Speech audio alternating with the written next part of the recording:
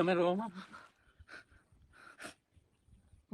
તમારે તો ભગવાન જ બુદ્ધિ આપી, તમે આવું કામ કરો બધાનું. નમસ્કાર દોસ્તો, વિડીયોમાં સ્વાગત છે તમારું. મિત્રો, તમે જિંદગીમાં પહેલી વાર ખજૂરભાઈને રડતા જોયા છે મિત્રો, કેમ કે ખજૂરભાઈ હંમેશા લોકોને હસાવતા હોય છે, લોકોને સુખ આપતા હોય છે. મિત્રો, આજે જિંદગીમાં પહેલી વાર ખજૂરભાઈ રડવા લાગ્યા છે.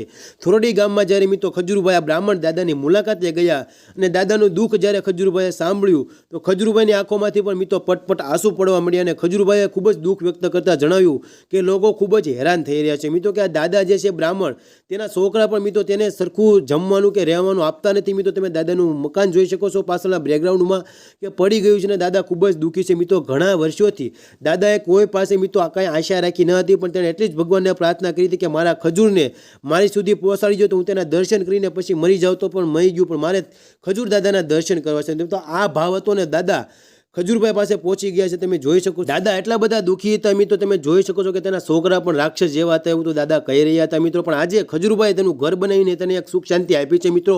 અને દાદાએ મિત્રો તેના ખજૂરભાઈના માતા પિતાને પણ લાખ લાખ પ્રણામ કહ્યા હતા કે આવા દીકરા આપ્યા અને આવા સારા વિચારો તેના મગજમાં ભર્યા છે મિત્રો. તો બસ આવો પ્રેમ ખજૂરભાઈને કરતા રહેજો મિત્રો.